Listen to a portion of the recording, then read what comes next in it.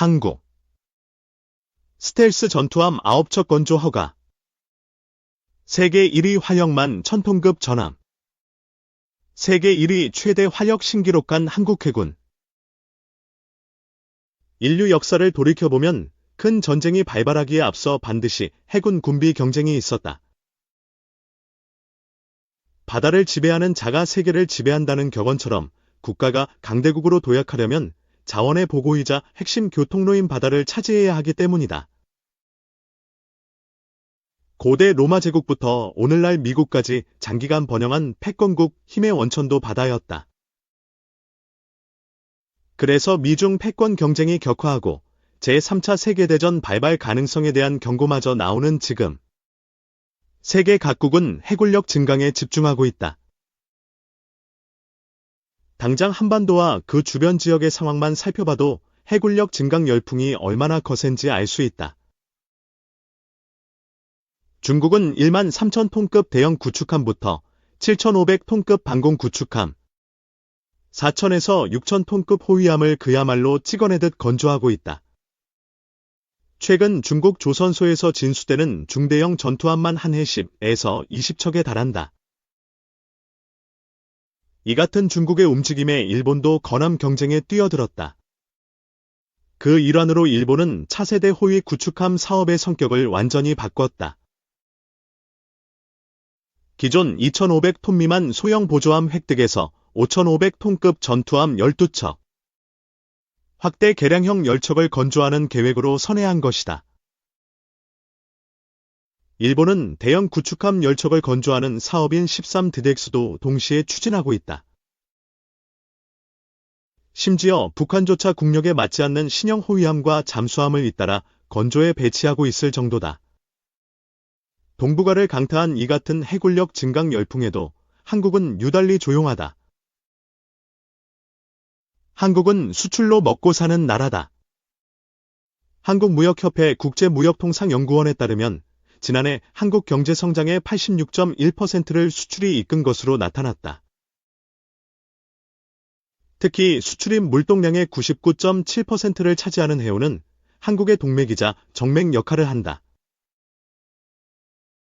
바닷길을 지키는 일이 한국의 생존과 번영을 수호하는 최우선 국정과제인 것이다. 그런데 주변국 모두 해군력 증강에 열을 올리는 와중에 한국은 건함 사업을 확대하기는커녕 기존 프로젝트마저 제대로 관리하지 못하고 있다. 당초 계획대로라면 방위사업청은 7월 한국형 차기 구축함 초도함을 발주했어야 한다. KDS 사업은 7조 8천억 원을 들여 8,000톤급 신형 구축함 6척을 개발 및 배치하는 게 뼈대다. 최첨단 기술이 적용된 이들 구축함은 현용 세종대왕급 이지스 구축함 이상의 성능을 갖출 것으로 기대된다. 그런데 이처럼 한국 해군력 증강을 위해 반드시 필요한 건함 계획에 차질이 빚어지고 있다. 당초 7월 상세 설계는 물론 초도함 건조 기업 선정 및 계약이 이뤄져야 했지만 그러지 못하고 있는 것이다. 주된 이유는 이 사업을 둘러싼 히드현 대중공업과 하나오션의 다툼이다. 2020년 5월 입찰 공고가 나온 KDS 사업은 같은 해 8월 히드현 대중공업이 93.788점을 받아 93.7317점을 획득한 당시 대우조선해양, 현 하나오션을 누르고 우선협상 대상자로 선정됐다. 그런데 대우조선해양은 우선협상 대상자 선정 과정에서 왕정홍 당시 방위사업청장이 히드현 대중공업 측에 유리하도록 규정을 바꿨다며 비리 의혹을 제기했다. 아울러 2012에서 2015년 발생한 군사기밀보호법 위반 사건에 히드현 대중공업 임직원들이 개입됐다며 고소 고발전을 시작했다. 현재 하나오션 측은 2020년 8월 KDX 우선협상 대상자 선정 당시 방사청이 보안 감점 관련 규정을 히드현 대중공업에 유리하도록 바꾸는 바람에 자신들이 0.0565점 차이로 졌다고 주장하고 있다. 이어서 보안 감점을 받은 히드현 대중공업이 기본 설계를 수행했다는 이유만으로 상세 설계와 초도함 건조를 수의계약으로 가져가는 것은 불법이라는 주장도 하고 있다.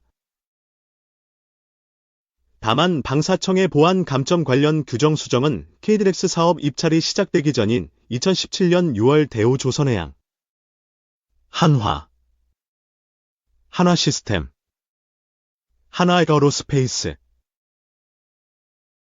대한항공, 현대중공업, 퍼스텍 등 7개 기업의 공동 민원에 따라 2018년 3월 국민권익위원회 권고로 이뤄진 것이다. 이런 점을 고려하면 KDX 입찰 기간 중 방사청이 의도적으로 사업 규정을 바꿨다는 주장은 맞지 않아 보인다. 이와 관련해 법원은 2020년 10월 당시 대우조선해양이 방위사업청을 상대로 낸 우선협상 대상자 지위확인 가처분 신청을 기각했다. 이듬해 감사원은 하나오션이 방사청을 상대로 낸 국민감 사청구를 기각했다.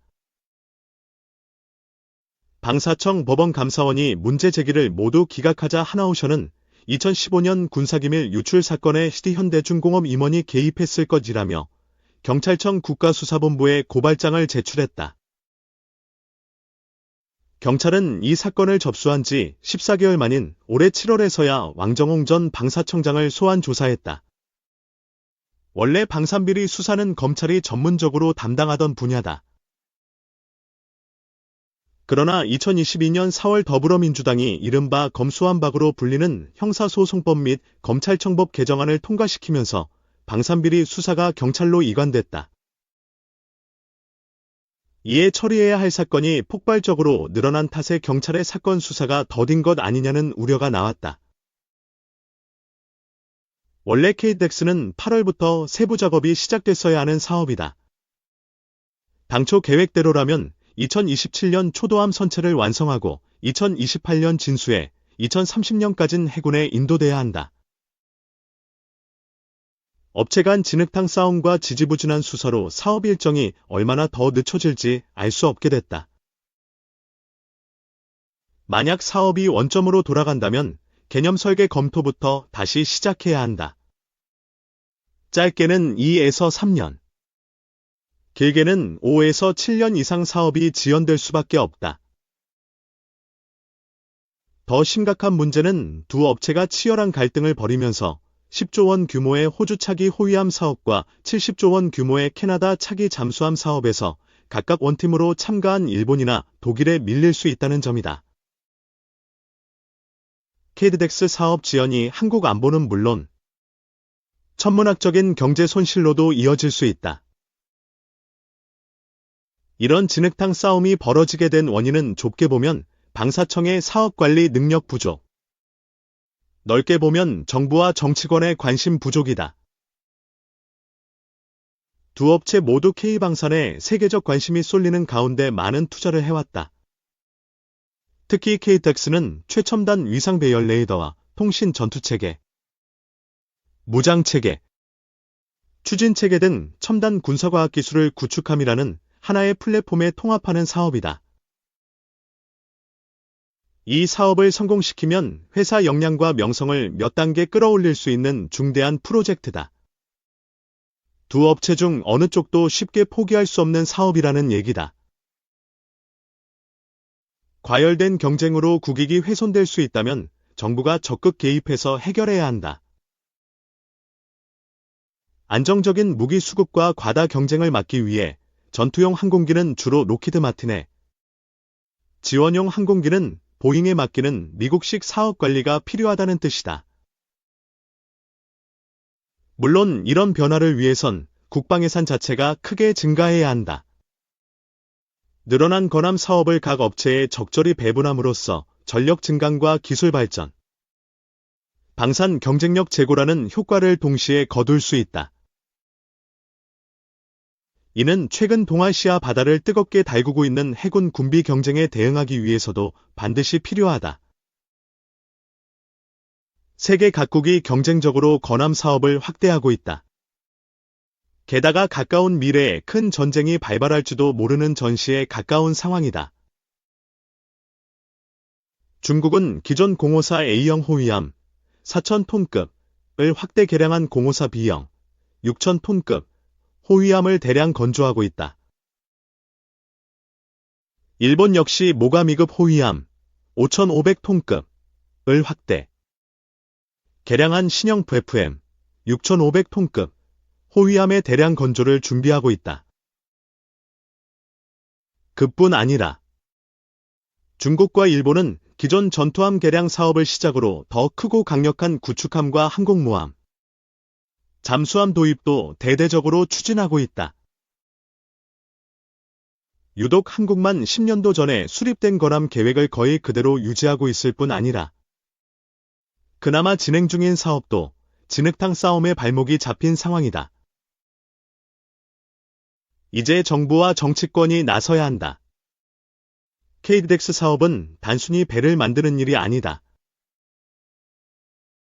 KDX는 대한민국 생명줄인 해상 교통로를 보호하고 이지스함과 함께 적 핵미사일로부터 국민의 생명과 재산을 지킬 최상위 전략 자산이다. 이런 중요한 사업이 혼란에 빠져 허우적대는 상황을 정부와 정치권이 계속 방치해선 안 된다.